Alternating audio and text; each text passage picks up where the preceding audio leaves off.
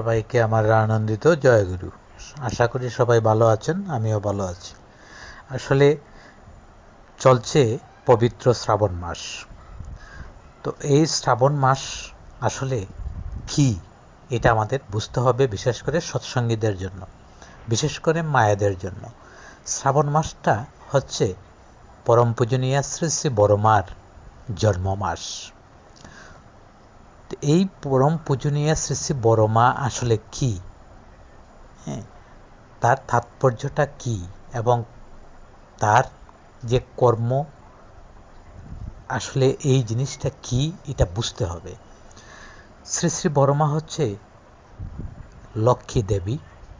এই বড় মা কীভাবে ঠাকুরের সাথে কিভাবে সংসার করেছেন এবং কিভাবে স্বামী সেবা করতে হয়